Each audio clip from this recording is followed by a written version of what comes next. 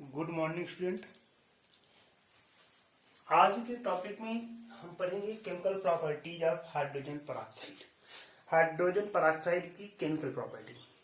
देखिए, previous class में जो आपका लाइव क्लास चला था उस क्लास में हमने हाइड्रोजन पेरोक्साइड के फिजिकल प्रॉपर्टी, आज हमको केमिकल प्रॉपर्टी पढ़ना है। फिजिकल प्रॉपर्टी हाइड्रोजन पेरोक्साइड का सॉलिड स्टेट स्ट्रक्चर, और इसके साथ में हम हाइड्रोजन पेरोक्साइड की यूजेज, हाइड्रोजन पेरोक्साइड के उपयोग, इनकी चर्चा कर चुके थे। आज हम हाइड्रोजन पेरोक्साइड की केमिकल प्रॉपर्टी की बात करेंगे।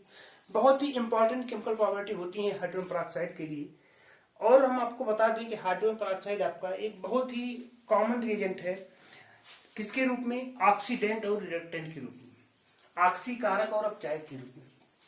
इसको समझने के लिए आपको रेडॉक्स रिएक्शन को फिर से एक बार पढ़ना होगा कि हम रेडॉक्स के माध्यम से कैसे एक्सप्लेन कर पाएंगे कि H2O2 हमारा ऑक्सीडेंट भी है और रिडक्टेंट भी है। देखिए, चलिए आपको हम बताते हैं केमिकल प्रॉपर्टी कैसे। सबसे पहले रासायनिक गुण में हम देखेंगे डीकम्पोजिशन। बहुत ही इंपॉर्टेंट रिएक्शन, सिंपल सा रिएक्शन निकाल के बहुत ही इंपॉर्टेंट, सारे रिएक्शन इस पर डिपेंड करेंगे। कैसे डिपेंड करेंगे आप पूछेंगे। तो देखिए, यहाँ पे लिखा हुआ है अपघटन। सिंपली क्या होगा आप बताएंगे, hydrogen peroxide undergo decomposition, hydrogen peroxide undergoes decomposition and formation of water and oxygen takes place. हम हाइड्रोजन पेरोक्साइड का डिकम्पोजिशन करते हैं, और डिकम्पोजिशन करने से ये बन जाता है H2O plus O2। देखिए, सिंपल से रिएक्शन निकाल 2H2O2 gives out H2O plus O2। लेकिन इस रिएक्शन की कहानी यहीं पर खत्म नहीं होती है। हम चलेंगे इसके आगे और इसमें हम रेडॉक्स को निकालेंगे, ऑक्सीडेशन और रिडक्शन को निकालेंगे, यानी कि हम ऑक्सीकरण और अपचयन को निकालेंगे इसी रिएक्शन से। देखिए, ये आपका है पेरोक्साइड, H2O2 पेरोक्साइड होता है। ऑक्सीजन की 3 ऑक्सीडेशन नंबर होता है। ऑक्सीजन की ऑक्सीकरण संख्याएं कई होती हैं, 3 महत्वपूर्ण होती हैं, -1, -2 और 0। यहाँ पर तीनों है। देखिए, यहाँ पर अगर हम देखें तो ऑक्सीजन चूंकि पेरोक्साइड के रूप में, और पेरोक्साइड में ऑक्सीजन की ऑक्सीकरण संख्या -1 होती है। यहाँ पे लिखेंगे -1। ऑक्सीजन की ऑक्सीकरण संख्या होती है -1। यहाँ पर H2O में H2O हाइड्रोजन का ऑक्साइड होता है, यहाँ पर ऑक्सीजन की ऑक्सीकरण संख्या होगी -2।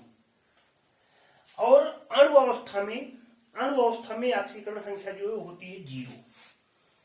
तो हम एक ही मॉलिक्यूल ऑक्सीजन की ऑक्सीकरण संख्या लिख रहे हैं, यहाँ पर -1, -2 और 0। हम आपको बता दें कि ऑक्सीकरण अपचयन की परिभाषा के अनुसार, जब ऑक्सीकरण संख्या में वृद्धि होती है, तो उसे कहते हैं ऑक्सीकरण। ध्यान से सुनिएगा, जो लोग रेडॉक्स नहीं पढ़ेंगे बहुत ध्यान से पढ़ेंगे, इसको लाइव सुनेंगे। ऑक्सीकरण संख्या में वृद्धि को ऑक्सीकरण कहते हैं, और ऑक्सीकरण संख्या में कमी को अपचयन कहते हैं। यानी कि ऐसे रिएक्शन जिसमें ऑक्सीकरण संख्या बढ़ रही होगी तो कहा जाएगा वो ऑक्सीकरण है, ऑक्सीडेशन है, और जब ऑक्सीकरण संख्या घट रही होगी तो कहा जाएगा कि वो रिडक्शन है।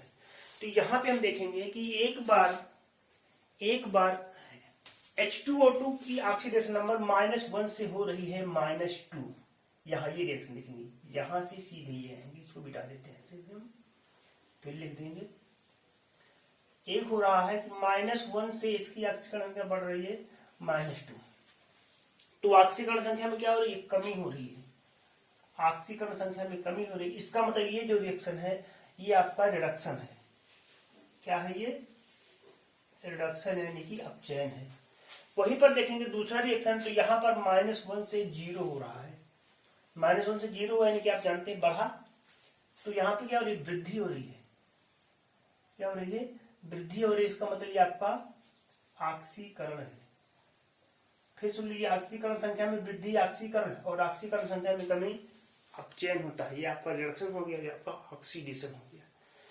तो अब यहाँ पे हम कह सकते हैं कि इस रिएक्शन को हम ओवरऑल 2 तरीके से लिख सकते हैं, एक ऑक्सीकरण के रूप में, एक अपचयन के रूप में। एक एज ऑक्सीडेंट और दूसरा एज रिडक्टेंट। मीन्स जब हमारा H2O2 डिकम्पोज करके O2 बनाता है, ये रिएक्शन H2O2 से बनता है O2, और दूसरा हमारा है जब H2O2 से बनता है H2O। ये रिएक्शन आपका H2O2 से O2 का बनना, ये हुआ ऑक्सीडेशन, ये हुआ ऑक्सीडेशन, ऑक्सीकरण हुआ। और नीचे का जो रिएक्शन लिखा गया है वो आपका अपचयन हुआ, ये हुआ रिडक्शन, ये हुआ रिडक्शन। ऊपर का रिएक्शन ऑक्सीडेशन और नीचे, यानी कि यहाँ से जब ये जाएगा तो ऑक्सीडेशन, जब O2 बनेगा और जो H2O बनेगा तो वो रिडक्टेंट होता है। अब देखते हैं आगे इसमें क्या देखना कि इसी के साथ टॉपिक आता है ऑक्सीडेंट, ऑक्सीडेंट और रिडक्टेंट, जिसको हम कहते हैं ऑक्सीकारक और अपचायक। तो ध्यान रखिएगा कि किसी रिएक्शन में जिस कंपाउंड का ऑक्सीडेशन होता है, यानी कि सीधे ऐसे हिंदी में बोल रहे हैं हम, बिल्कुल सामान्य शब्दों में बता रहे हैं आपको कि किसी अभिक्रिया में जिस पदार्थ का ऑक्सीकरण होता है उसे अपचायक कहते हैं। जस्ट उल्टा है, जिसका ऑक्सीकरण होता है उसे अपचायक कहते हैं और जिसका अपचयन होता है उसे ऑक्सीकारक कहते हैं। जिसका ऑक्सीकरण होगा वो अपचायक और जिसका अपचयन होगा वो ऑक्सीकारक होता है, अपोजिट होता है ऑक्सीकारक। और यहाँ पर ये अगर ये रिएक्शन होगा तो H2O2 बिहेव करेगा एज ए रिडक्टेंट, यानी कि अपचायक के रूप में। हो रहा है ऑक्सीकरण, ये बिहेव कर रहा है अपचायक के रूप में। और अगर ये रिएक्शन होता है तो यहाँ पे बिहेव करेगा ये ऑक्सीडेंट के रूप में। किसके रूप में? ऑक्सीडेंट के रूप में। तो फिलहाल अभी हम पढ़ने जा रहे हैं ऐसे रिएक्शन जिसमें कि आपका H2O2 बिहेव करता है एज ऑक्सीडेंट। ऑक्सीडेंट मतलब ऑक्सीकारक के रूप में। ध्यान रखिए, जब ऑक्सीकारक के रूप में जब बिहेव करेगा, यानी कि जब ये ऑक्सीकारक होगा तो उसमें H2O जरूर बनेगा। अभी रिएक्शन लिख रहे हैं कि उसमें जल बनेगा, ऑक्सीजन जुड़ेगा। यानी कि ऐसी रिएक्शन देखिए, सबसे पहले एक बहुत सिंपल से रिएक्शन हमारे पास यहाँ पर है, इसको आप समझाएं कि देखिए हम क्या करेंगे। अगर हम H2O2 को लेड सल्फाइड से क्रिया कराते हैं, H2O2 को लेड सल्फाइड से, डायरेक्ट यहाँ आ रहे समझाने के लिए आपको, लेड सल्फाइड से क्रिया कराते हैं तो बन जाता है लेड सल्फेट। अब देखिए कैसे लेड सल्फाइड होता है, PbS, लेड सल्फाइड। इसको हम क्रिया कराते हैं, ओवरऑल रिएक्शन को हम ऐसे ना लिख के इस तरह लिखेंगे। सबसे पहले हमारे पास है H2O2, ये टूटेगा, बनाएगा H2O प्लस एंशिएंट ऑक्सीजन बनाएगा, जल बना। फिर हम इस PbS को 4 ऑक्सीजन के साथ 4O, इसको छोड़ दे, 4O के साथ क्रिया कराएंगे तो ये बन जाएगा ये बन जाएगा PbSO4 प्लस, बन जाएगा PbSO4। यहाँ पे 4 है, इसको भी 4 करेंगे, 4 और 4। आप इस रिएक्शन को आप जोड़ दीजिए, ऐसे जोड़ देते हैं तो ओवरऑल रिएक्शन देखिए 4O से 4O कैंसिल हो जाएगा। ओवरऑल रिएक्शन हमारा हो जाएगा PbS plus 4H2O2, PbO plus 4H2O2 gives out PbSO4 lead sulfate plus 4H2O। ये मेन पॉइंट है 4H2O। हमने कहा कि ये है ऑक्सीकारक, यानी कि यहाँ पर हाइड्रोजन पराक्साइड ऑक्सीकारक के रूप में प्रयोग हो रहा है। हाइड्रोजन पराक्साइड ऑक्सीकारक के रूप में प्रयोग हो रहा है। तो ऐसे रिएक्शन जिसमें हाइड्रोजन पराक्साइड ऑक्सीकारक के रूप में प्रयोग होगा उसमें जल अवश्य निकलेगा।